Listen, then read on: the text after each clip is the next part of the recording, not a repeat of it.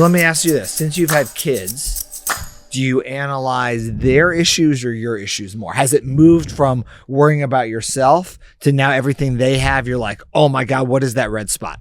Yeah, so it's double the worry now. Oh, it's double. It hasn't moved away from you. No, it's just it's still double, me. it's doubled up. So you're worried about your poop and pee and their poop and pee. Yeah, not necessarily looking at theirs as much because, maybe I'm not there some of the time, but always concerned. Serafina has this residual cough.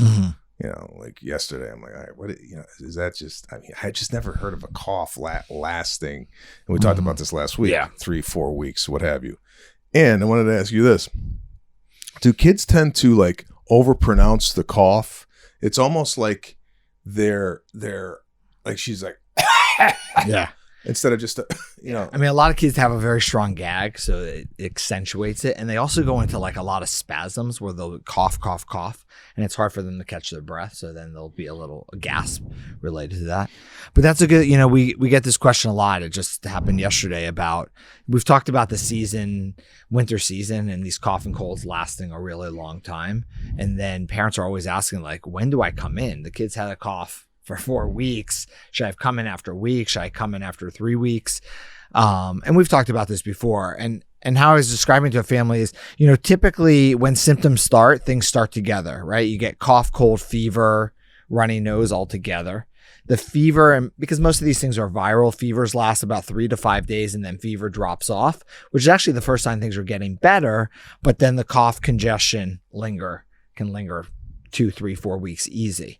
When you've had cough and congestion for weeks, then you get new fever. You have to think to yourself, what new thing happened, right? It could be another virus, but did it turn into a secondary infection like an ear infection or a pneumonia? That definitely is when a child should come in.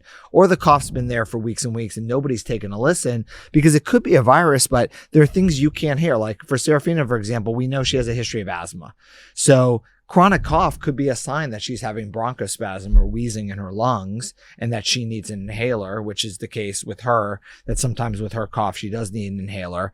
And it's not just a cough from viruses. So we have to distinguish that. We have to at least listen to them once to know that. Okay. Right. Now, speaking of Serafina, we came in for the annual checkup. You did the, and by the way, if you haven't been into Dr. Cohen's office. Scott, yeah, that's my name. It slipped my mind who I was talking to.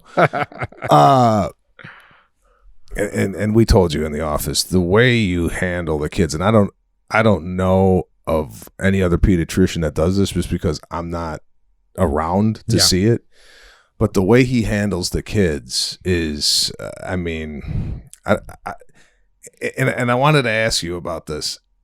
Is this something like a comedic act that is developed over time, or were you right out of the gate doing these games and like you did something with Caruso? It's slipping my mind what the hell you did, but I was like, oh wow, that's clever. Like, oh, the stranger danger stuff. You made it very conversational, and it wasn't like an exam was even happening. It was just like, oh, we're talking. Hey, what's going on? Hey, when you see a stranger, what do you do? So my question, I guess, is it just over a course of years and years and years seeing what works and what doesn't, or did you have a set coming out of school going, oh, there was definitely a set coming out of school, but that definitely gets refined over years. And it's funny because I was just with a family the other day and I was doing now I have kids come in and ask me about looking for birdies in their ears, right? And I was doing something and dad's like, and they have 2 kids and this is younger, and he's like, set hasn't changed in like 4 years. There's only so much you can do at each age. But what you learn is, and this as a parent, that in every age and stage of development, kids are doing very similar things. So all 4-year-olds are very similar and all 5-year-olds. So the questions we ask them are very similar. So it's almost like I have a set for a 4-year-old. I have a set for an 8-year-old. I have a set for a 1-year-old that follows along with their development. Because you see, Starting around 3, most of my visit is with the child. I sit them down on the exam table. I'm talking to them. I'm examining them.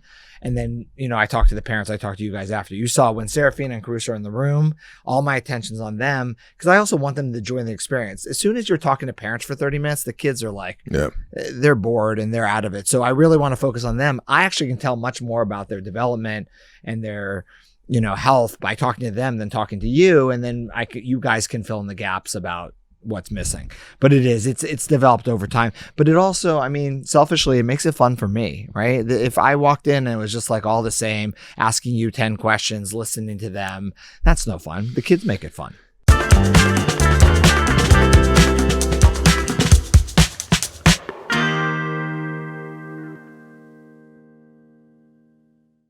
The opinions expressed in this program are not intended as professional medical advice, as a diagnosis, as a treatment protocol, or as a substitute for professional medical advice from your physician. Please consider your own medical history and consult with your own physician for your specific healthcare and/or medical needs and about your concerns for yourself and your family.